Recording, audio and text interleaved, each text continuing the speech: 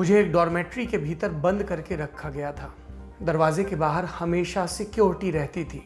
Corona महामारी के दौरान मुझे बुखार हो गया। ये 102 डिग्री तक था। इसके बावजूद मुझे बाहर नहीं निकलने दिया गया। खाने का पूरा सामान खत्म हो गया। भागने के अलावा मेरे पास कोई रास्ता नहीं था। एक दिन मैंने कमरे की खिड़की तोड़ दी और फिर दोस्त के साथ भाग निकला।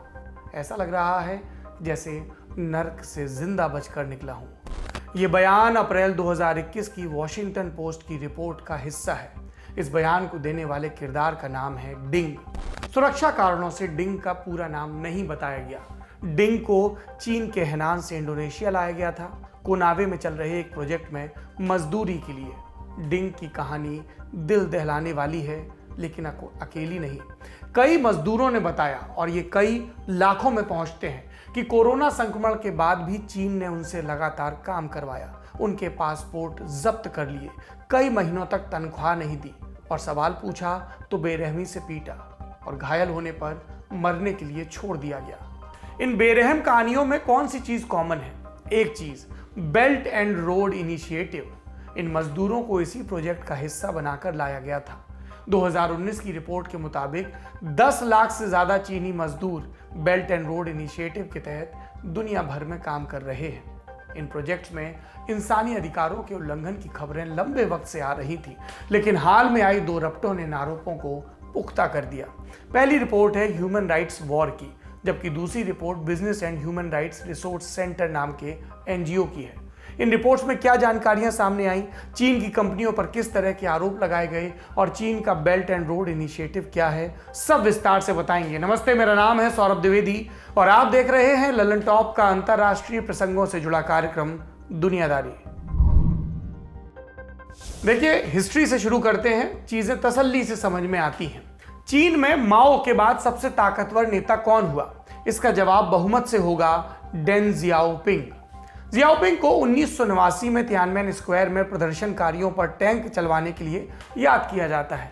ये प्रदर्शनकारी चीन में अपने देश में लोकतंत्र की मांग कर रहे थे, लेकिन इन डैंग के हिस्से में कई और उपलब्धियां भी हैं, जैसे चीन के मार्केट को दुनिया के लिए खोलना, जैसे एक मशहूर बयान देना। क्या था ये बयान? Hide your strength and wide your time, यानी अपनी शक्तियों को छिपा कर रखो और सही मौके का इंतजार करो। 90 के दशक के आखिरी वर्षों तक चीन इसी नीति पर चलता रहा, लेकिन 1999 में उसने अपनी रणनीति बदल दी। वो गो आउट पॉलिसी लेकर आया। चीन ने अपने यहाँ की कंपनियों को बाहर के देशों में निवेश के लिए कहा, और इसके कई मकसद थे।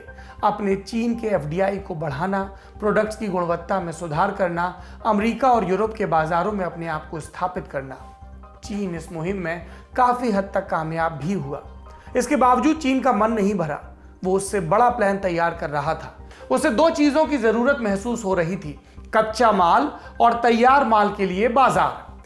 पैसे, तकनीक और मानव संसाधन के मामले में चीन का हाथ पहले से ही मजबूत था, बस इन 2 बक्सों पर टिक की जरूरत थी।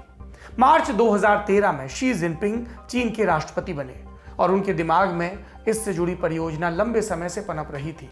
पूरे दुनिया को सीधे चीन के बाजार से जोड़ने का एक प्लान था, और राष्ट्रपति बनने के 6 महीने के भीतर ही उन्होंने इस प्लान को धरातल पर उतारना शुरू कर दिया, और इसका नाम रखा गया बेल्ट एंड रोड इनिशिएटिव। और इसी का एक नाम है one belt one road initiative, OBOR, OBOR. Belt का क्या मतलब है इसमें? जिन देशों में आधारभूत संरचना नहीं है, चीन ने वहां मदद का वादा किया, जैसे सड़क बनवाने में, रेल लाइन बिछाने में, सोलर प्लांट तैयार करने में। ये चीन को सेंट्रल एशिया और यूरोप से जोड़ता है। जिनपिंग का कहना था कि वो अतीत के सिल्क रूट को रिवाइव करना चाहते हैं। ये तो हुई बेल्ट की बात। अब रोड का मतलब समझते हैं। इसके जरिए चीन एशिया से अफ्रीका के रास्ते यूरोप तक एक समुद्री रास्ता तैयार करना चाहता है। इसीलिए वो Bangladesh, Sri Lanka, Djibouti, Greece, Spain और पेरू जैसे देशों में बंदरगाह बनाने पर अरबों रुपए खर्च कर रहा है। ओबोर को, वन बेल्ट वन रोड को, इतिहास की सबसे महंगी परियोजनाओं में से एक माना जाता है। इसमें चीन के अलावा लगभग 65 देश शामिल हैं, यानी दुनिया की कम से कम 60% आबादी शामिल है। और ओबोर को इतना सपोर्ट क्यों मिल रहा है? अमेरिका या दूसरे विकसित देशों के सपोर्ट वाली संस्थाएं जरूरतमंद देशों की मदद शर्तों के साथ करती हैं। वे उन देशों के पूरे आकलन के बाद मदद जारी करती हैं और उन्हीं शर्तों के हिसाब से उन विकासशील देशों को पैसा खर्च करना होता है डेवलपमेंट के प्रोजेक्ट पर। लेकिन इस मामले में चीन का हिसाब इन संस्थाओं के मुकाबले अलग है और सीधा है। वो किसी तरह के पछड़े में नहीं पड़ता, कहता है कि अपनी जरूरत बताओ, बाकी प्रबंध हम देख लेंगे। आप तनाव मत लीजिए, हम कुछ प्रबंध करते हैं। बदले में चीन के हितों का उन देशों को ख्याल रखना होगा। चीन ये नहीं देखता कि जो देश मदद मांग रहा है वहां तानाशाही है या लोकतंत्र है या बुनियादी अधिकार हैं या नहीं है, क्योंकि उन्हीं के यहाँ नहीं है तो दूसरे के यहाँ क्या चेक करेंगे। चीन का इकलौता मकसद प्रॉफिट, और जब किसी देश में सरकार अलोकतांत्रिक हो तो वो अपने लोगों की बात नहीं सुनेगी, उसे भी प्रॉफिट और सत्ता की ताकत की भाषा समझ में आएगी। अब आप कहेंगे चीन इतनी उदारता से पैसे देकर विकास कर रहा है इन देशों में, तो इसमें समस्या क्या है? दिक्कत है, दरअसल चीन दूसरे देशों में जो पैसा खर्च कर रहा है वो इन्वेस्टमेंट या कर्ज के तौर पर दिया जाता है, यानी उन देशों को बाद में पैसा लौटाना होगा। अब आप सोचिए, जो देश मदद के लिए चीन के आगे हाथ फैला रहे हैं वो कुछ ही बरस बाद अरबों रुपए का कर्ज कहां से चुकाएंगे? और नहीं चुकाएंगे तो क्या होगा? वही जो श्रीलंका और जिबूती में हुआ। श्रीलंका की सरकार ने एक बंदरगाह बनाने के लिए चीन के आगे झोली फैलाई थी। चीन ने झोली भर दी, लेकिन कुछ वक्त के बाद पैसे वापस मांगे। श्रीलंका के पास पैसे नहीं थे। आखिरकार श्रीलंका को अपनी सरजमी का हम्बनटोटा पोर्ट 99 साल के लिए चीन को पट्टे पर देना पड़ा। जो लोग पहले से हम्बनटोटा में बसे थे उन्हें बाहर निकलने के लिए कह दिया गया। उन्होंने प्रोटेस्ट किया, लेकिन चीन के आगे झुकी श्रीलंका की सरकार अपने ही नागरिकों के हितों की रक्षा नहीं कर पाई। ये सुनते हुए आपको ईस्ट इंडिया कंपनी याद आ रही है क्या?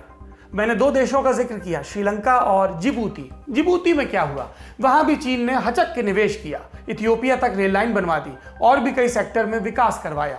इतना पैसा खर्च किया कि जिबूती का कुल कर्ज इसके जीडीपी के 70% तक पहुंच गया। फिर 2017 में चीन ने जिबूती में विदेशी धरती पर अपना पहला मिलिट्री बेस खोल लिया। अगर कभी जिबूती को लगा कि उसकी जमीन का गलत इस्तेमाल हो रहा है तो वो किस मुंह से चीन की आलोचना कर पाएगा?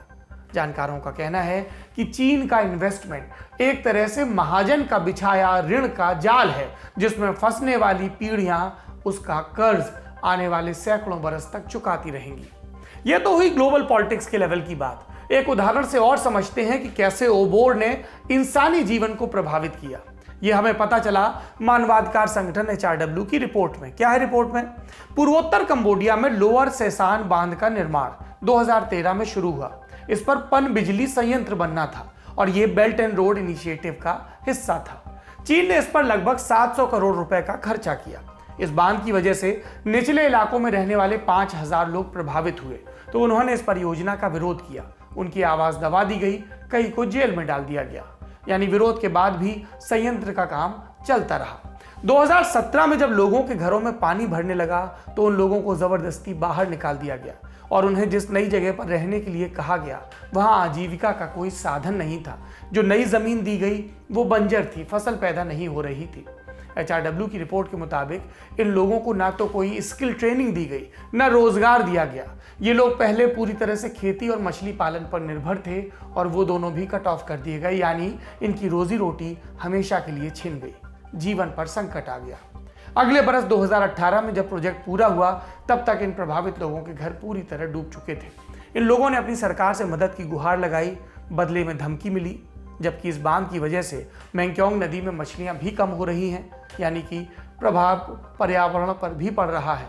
और कहा जा रहा है कि इससे आने वाले वक्त में सिर्फ ये 5000 नहीं, आसपास की 10 लाख की आबादी प्रभावित होगी जो मछली पालन के चलते अपना जीवन यापन कर रही थी। मांग की जा रही है कि चीन अपनी ओबोर इनिशिएटिव में सुधार करे ताकि मूल निवासियों का ख्याल रखा जाए और पर्यावरण के साथ छेड़छाड़ कम हो। इसी घटना के प्रकाश में ये मांग रखी जा रही है। ये तो ओबोर से होने वाले एक नुकसान की बात है। एक रिपोर्ट और आई है जिसमें ओबोर प्रोजेक्ट के भीतर काम करने वाले लोगों के साथ जो अत्याचार हो रहे हैं उसकी कहानी सामने आई है। BHRRC एक अंतर्राष्ट्रीय NGO है। ये दुनिया की 10,000 से अधिक कंपनियों में मानवाधिकार से संबंधित घटनाओं पर नजर रखता है। इन्होंने पिछले 7 साल तक OBOR यानी ओबोर के अंदर हुए मानवाधिकार उल्लंघन की घटनाओं को कंपाइल किया, इकट्ठा किया। और क्या सामने आया? ताजा आंकड़ों के अनुसार बेल्ट एंड रोड इनिशिएटिव से जुड़े प्रोजेक्ट्स में मानवाधिकार उल्लंघन के कम से कम 679 मामले सामने आए हैं। ये सभी केस 2013 से 2020 के बीच दर्ज किए गए। इसमें सबसे ज़्यादा मामले उन देशों के हैं जो गरीब हैं या जहां चीन का बहुत ज़्यादा इन्वेस्टमेंट है, जैसे कि म्यांमार, पेरू, इक्वाडोर, कंबोडिया और इंडोनेशिया। म्यांमार 97 मामलों के साथ पहले, जबकि पेरू दूसरे नंबर पर है। फरवरी 2021 में म्यांमार में सेना ने लोकतांत्रिक सरकार का तख्ता पलट किया था और जब से सैन्य सरकार फिर से सत्ता में आई है, चीन के 15 प्रोजेक्ट्स को मंजूरी मिल चुकी है। तख्ता पलट के बाद से सेना सैकड़ों प्रदर्शनकारियों की हत्या कर चुकी है। विरोध करने पर लोगों को गायब किया जा रहा है। जाहिर सी बात है, सेना की मंजूरी से चालू होने वाले प्रोजेक्ट्स में भी आम लोगों के हितों की अनदेखी होगी और यहाँ भी चीन है। अगर सेक्टर के आधार पर बात करें तो मेटल एंड माइनिंग, इसमें चीन की सबसे ज़्यादा दिलचस्पी है और यहीं पे सबसे ज़्यादा मानवाधिकार उल्लंघन है। यहाँ कुल 236 मामले दर्ज हुए हैं, कंस्ट्रक्शन में 152 और एनर्जी में 118। चीन बेल्ट एंड रोड इनिशिएटिव में पारदर्शिता का दावा करता है, लेकिन 102 कंपनियों में से सिर्फ 24 ने इन आरोपों पर कार्रवाई की, बाकी ने मामले हमेशा के लिए हजम कर लिए। इन रिपोर्ट्स में कंपनियों को पारदर्शिता बरतने और शिकायत का प्रॉपर चैनल तैयार करने की सलाह दी गई।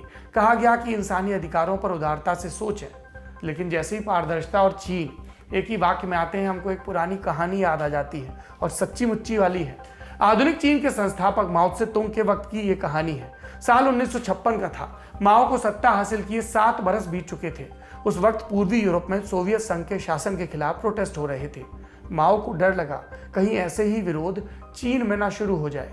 प्रीमियर चाउ एन लाई के कहने पर उन्होंने एक कैंपेन शुरू किया। लेखकों और बुद्धिजीवी वर्ग से अपील की कि वे सरकार के बारे में खुलकर अपनी राय रखें, जो कमियां हैं उनके बारे में बताएं। हर तरह की आलोचना का स्वागत है, इससे हमें सिस्टम बेहतर करने में मदद मिलेगी। माओ ने अपने भाषण में कहा, लेट 100 फ्लावर्स ब्लूम, मतलब कि जिस तरह एक बगीचे में सैकड़ों किस्म के फूल होते हैं, उसी तरह चीन में हर तरह के विचार पनपे। इस कैंपेन को नाम जो दिया गया आपने सुना, 100 फ्लावर्स मूवमेंट। लेकिन माओ के ऐलान के बाद जैसे भगदड़ मच गई। लोग उनसे खार खाए बैठे थे। कुछ समझदार थे, उन्होंने आलोचना की भाषा संयत रखी, लेकिन ज्यादातर आगे निकल गए। खुली छूट पाकर उन्होंने माओ समेत पार्टी की हर तरह की कमी को सार्वजनिक रूप से बयान किया। चाउ एन लाई के दफ्तर में चिट्ठियों का अंबार लग गया। अधिकतर में माओ को घमंडी और विनाशक बताया गया। बीजिंग यूनिवर्सिटी में डेमोक्रेसी की दीवार खड़ी कर दी गई। छात्रों ने कम्युनिस्ट शासन के खिलाफ प्रदर्शन शुरू कर दिया और लोकतांत्रिक चुनाव के जरिए सरकार बदलने की मांग भी करने लगे। माओ के विरोध में पोस्टर छपने भी लगे और चिपकने भी लगे। माओ को लगा मामला हाथ से निकल रहा है। उसने कहा, सुगंधित फूलों को जहरीली घास से अलग करने का वक्त आ गया है। आगे क्या हुआ? माओ ने अपने आलोचकों की लिस्ट निकलवाई। ऐसे लोगों की संख्या लाखों में थी। इनमें से कुछ को मौत की सजा दी गई, बाकियों को लेबर कैंप में हजारों मील दूर भेज दिया गया ताकि उन्हें कम्युनिस्ट शासन का कहरा सिखाया जा सके क्रूरता के दम पर। कई बरस बीत गए। किसी ने फिर माओ से हिम्मत करके पूछा, 100 फ्लावर्स कैंपेन से क्या फायदा हुआ? और माओ ने चहकते हुए कहा, जो आस्तीन के सांप थे वे बिल से बाहर निकल आए। चीन में अब माओ का राज नहीं है, लेकिन आज भी चीन के डीएनए में माओ की कुटिल सीखें जिंदा हैं। उनसे खुलेपन की उम्मीद रखने का मतलब है अपने पैरों को कुल्हाड़ी पर पटक देना।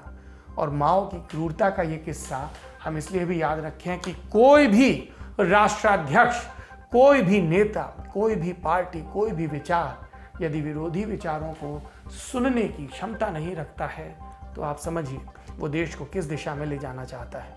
ये था आज का बड़ी खबर सेगमेंट। अब चलते हैं सुर्खियों की तरफ। पहली सुर्खी लीबिया से। लीबिया के सिविल वॉर में शामिल हुए किराए के रूसी लड़ाकों पर वॉर क्राइम के इल्जाम लगे हैं। इस ग्रुप का नाम है वैगनर ग्रुप। इसका नाम पहली बार 2014 के यूक्रेन वॉर के दौरान चर्चा में आया था। इस ग्रुप ने तब रशिया के सपोर्ट करने वाले अलगाववादियों को समर्थन दिया था। इस वैगनर ग्रुप का फाउंडर है दिमित्री उत्किन। वो रूस की स्पेशल फोर्सेस में काम कर चुका है। ग्रुप में उसका कोड नेम है 9। लीबिया में वैगनर्स ने क्या किया, ये तो यूक्रेन की बात थी। वैगनर ग्रुप अप्रैल 2019 में लीबिया पहुंचा। विद्रोही सेना के कमांडर जनरल खलीफा हफ्तार के साथ मिलकर लड़ाई शुरू की और आरोप है कि जो भी कैदी उसके हाथ चढ़े उनका कत्ल कर दिया ताकि कैदियों को खाना खिलाने की मशक्कत ना करनी पड़े। इसके अलावा भी वैगनर ने कई युद्ध नियमों का उल्लंघन किया। अक्टूबर 2020 में लीबिया में युद्ध विराम हो गया। इसके बावजूद वैगनर वहीं पर रुके हुए हैं और मीडिया रिपोर्ट्स के मुताबिक उनके तार सीधे तौर पर रूस की आधिकारिक सेना से जुड़े हैं। ग्रुप के एक लड़ाके का टैब, वो छोटी वाली ब्लैक मिरर मशीन बीबीसी के हाथ लग गई। इसमें उनके काम करने के तरीके की जानकारियां मिली। बताया गया कि ये लोग रूसी मिलिट्री से साजो सामान खरीद रहे थे, लेकिन रूस प्रत्यक्ष रूप से वैगनर ग्रुप के साथ किसी भी तरह के संबंध से इनकार करता है। 2011 में मुअम्मर गद्दाफी की हत्या के बाद से लीबिया में सिविल वॉर चल रहा है। इस साल दिसंबर में नई सरकार के लिए चुनाव होंगे। सब ठीक रहा तो लीबिया को 10 साल बाद स्थायी सरकार मिल सकती है। दूसरी सुर्खी अमेरिका से। राष्ट्रपति जो बाइडेन अफगानिस्तान से सैनिकों को निकालने के फैसले पर कायम है। बाइडेन बोले, कोई पछतावा नहीं। इससे पहले पेंटागन ने बयान दिया था कि अफगानिस्तान की लड़ाई वहां के लोगों की है, अमेरिका उसमें दखल नहीं देगा। बयान की आलोचना हुई, तब यह बयान आया। कहा जा रहा था कि 20 साल तक अफगानिस्तान में बारूद बिछाने के बाद अमेरिका चुपचाप निकलने की कोशिश कर रहा है। मांग चल रही थी अमेरिका को अपने सैनिकों को निकालने के फैसले पर फिर से विचार करना चाहिए। अफगानिस्तान से अब अमेरिका के निकलने के बाद तालिबान के हमले खूब बढ़ गए हैं। आप देख रहे होंगे लगातार सुर्खियों में। पिछले 5 दिनों में 9 बड़े शहरों पर तालिबान का कब्जा हो चुका है। 11 अगस्त को अफगानिस्तान के राष्ट्रपति अशरफ गनी मज़ार शरीफ पहुंचे। रिपोर्ट्स के अनुसार गनी ने वहां सुरक्षा व्यवस्था का जायजा लिया। मज़ार शरीफ अफगान सरकार की सबसे मजबूत किलों में से, ठिकानों में से एक है। अगर यहाँ भी तालिबान का कब्जा हो गया तो काबुल बहुत दूर नहीं रह जाएगा। ताज़ा समाचार ये है कि अफगानिस्तान के कार्यवाहक वित्त मंत्री खालिद पायंदा, उन्होंने अभी इस्तीफा दे दिया है और वो देश छोड़कर भाग गए। आज की तीसरी और आखिरी सुर्खी इथियोपिया से है। यहाँ के प्रधानमंत्री एबी अहमद अली ने सभी सक्षम नागरिकों से युद्ध में शामिल होने की अपील की है। जी आपने सही सुना, सभी सक्षम नागरिकों से कहा है लड़ाई लड़ो। उन्होंने कहा कि देशभक्त दिखाने का वक्त है। क्यों कहा? क्योंकि इथियोपिया की सेना पिछले 9 महीने से Tigray People's Liberation Front TPLF के खिलाफ जंग लड़ रही है। जून 2021 में टीपीएलएफ को खदेड़ने के बाद नेशनल आर्मी ने सीज फायर का ऐलान किया था, लेकिन टिग्रे के इस फ्रंट ने वापसी की है और टिग्रे पर दोबारा कब्जा कर लिया है और तब से नेशनल आर्मी और टीपीएलएफ के बीच लड़ाई तेज हो गई है। इस लड़ाई के चलते अब तक 50 लाख से ज़्यादा लोग विस्थापित हो चुके हैं, 50,000 से ज़्यादा देश छोड़कर भाग चुके हैं और यूएन की रिपोर्ट की माने तो 3.5 लाख से ज़्यादा लोगों पर अकाल का खतरा भी है। यानी तुरंत मदद नहीं मिली तो नरसंहार वाली स्थिति। अब आपकी हो सकता है कि दिलचस्पी, उत्सुकता बढ़ गई हो कि भैया लल्लन टॉप ये टिग्रे की लड़ाई में हुआ था क्या, विस्तार से तो बताओ। बता चुके हैं प्रभु दुनियादारी के एक एपिसोड में। अगर आपको देखने का मन हो तो इस वीडियो के डिस्क्रिप्शन में आपको उस वीडियो का लिंक मिल जाएगा। अत्र कुशलम तत्रास्तु जैसा हो रहा है। आज के दुनियादारी में इतना ही। कल फिर मुलाकात होगी, इस उम्मीद के साथ विदा लेते हैं। शुक्रिया, शुभ रात्रि।